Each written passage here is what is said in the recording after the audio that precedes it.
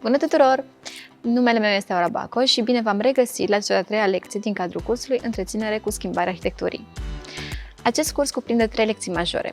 Prima lecție pe care am tratat-o a fost cea de înlăturarea cuticulei prin metoda Combi Manicure. Cea de-a doua tehnică a fost de întreținere cu schimbarea arhitecturii prin tehnica încărcării și de realizare a ovalului modern, iar astăzi, cea de-a treia lecție pe care o vom trata este realizarea baby boomerului.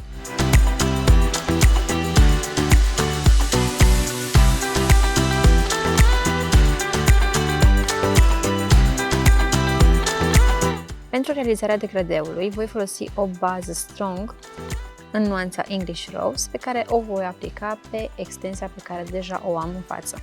Pentru a realiza degradeul, pe lângă acest produs, mai am nevoie și de două pensule, o pensulă Nail Art 5x0 și o pensulă Kolinsky R6 cu vârful rotunjit. Primul pas în realizarea degradeului este acela de a aplica un strat de alunecare extrem de subțire pe întreaga suprafață. Realizez acest lucru cu pensula Kolinsky R6 și aplic stratul cu foarte mare atenție peste tot.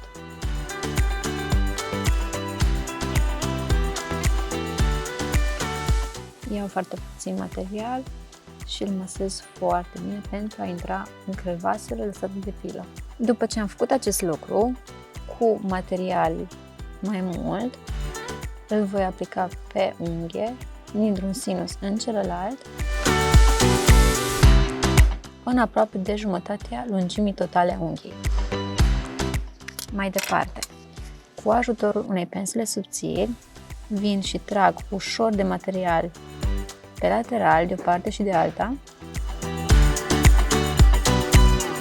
iar de aici, cu foarte ușoare mișcări, nu las materialul să curgă pe laterale, deoarece eu încă am de lucru în zona de degradare și dacă aș face acest lucru, s-ar scurge tot până aș termina degradeul în zona laterală.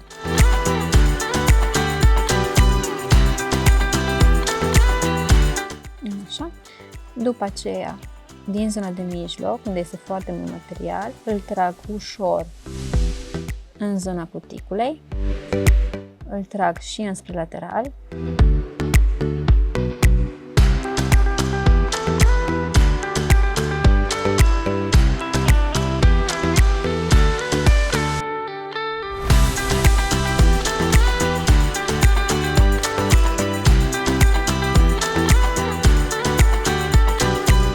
Deoarece această bază este destul de viscoasă, îmi permite să lucrez un pic mai mult pe realizarea degradeului, fără să mi se scurgă. Mă verific. Dacă mai este nevoie, mai aplic material pe lateral.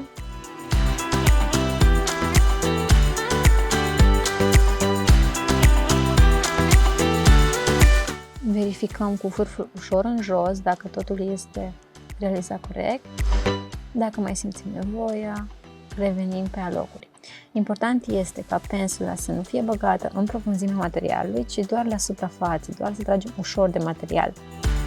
Avem nevoie de un alb nu foarte alb și avem nevoie de un roz nu foarte intens ca și nuanță. Avem nevoie de nuanță translucidă pentru ca pierderea să se facă corect.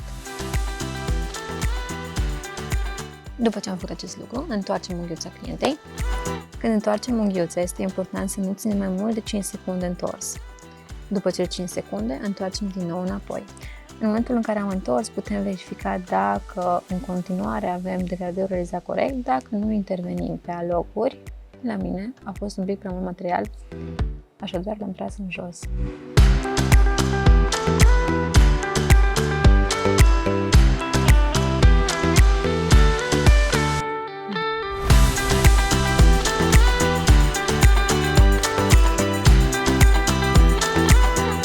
În lecția anterioară v-am menționat faptul că eu atunci când fac o întreținere cu schimbare de arhitectură nu pilez niciodată forma sau lungimea unghiei naturale. Care a fost motivul pentru care nu am făcut acest lucru? Aștept în secțiunea de comentarii răspunsurile voastre. Nu uitați, dacă răspundeți în această secțiune, veți putea câștiga prin tragere la sorți un produs surpriză. Câștigătoarea va fi anunțată săptămâna următoare într-un comentariu. După realizarea degradeului, introducem baza strong în lampă timp de 60 de secunde într-o lampă LED. Până se polimerizează materialul, sunt tare curioasă voi ce fel de material tehnic folosiți când vine vorba de acest degrade pentru realizarea baby boomerului. Folosiți geluri sau baze rubber? După polimerizare, ultimul lucru pe care îl fac înainte de a sigila complet unghia este acela de a degresa, de a mă asigura că nu am niciun fel de scamă pe unghiuță. Dacă este nevoie, pot pili și pe alocuri, dar în acest caz nu este nevoie. Și ultimul lucru pe care îl facem este acela de a sigila unghiuța cu finish-ul Diamond Top Coat. Acesta este un finish care nu are strat de dispersie după polimerizare. Este un finish cu viscozitate medie, iar pentru realizarea blicului este necesară aplicarea unui strat extrem de subțire în primă fază pe toată suprafața unghiei. Ne apropiem cât de mult se poate de zona eponichiumului. Întoarcem întotdeauna unghiuța clientei în zona în care lucrăm. Tragem de faldul proximal pentru a ne apropia cât mai mult de zona de eponichium. Iar acum, pentru a realiza blicul, este nevoie de o cantitate mai mare de material, căreia îi dau drumul pe suprafață și trag doar în jos și scot surplus. Când fac această mișcare, nu apăs pe pensulă. După acest lucru, întorc mânuța clientei, iar cu privirea din lateral și cu ajutorul unei pensule subțiri, vin și trag de material acolo unde am nevoie, adică pe zona de mijloc, exact unde se îmbină albul cu rozul. Întorc mânuța după 5 secunde și mă verific.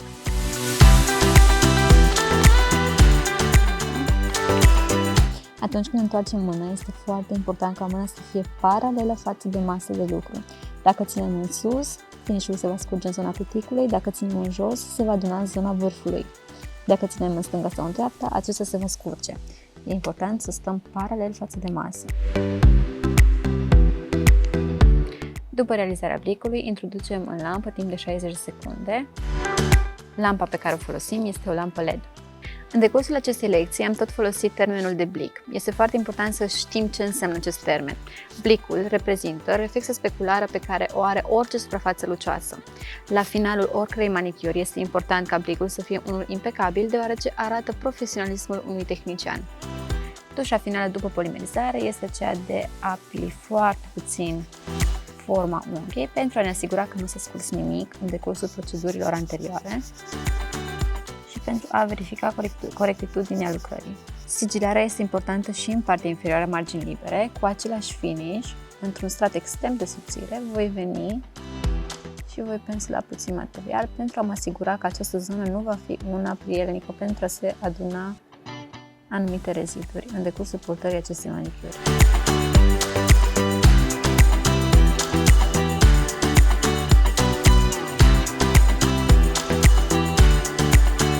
Sper că v-a plăcut acest curs, sper că toate informațiile pe care le-am tratat în fiecare lecție vă sunt de folos și poate le veți aplica în munca de salon. Aștept părerea voastră în secțiunea de comentarii și nu uitați, abonați-vă acestui canal pentru a fi la curent cu cele mai noi tehnici din domeniu. La revedere!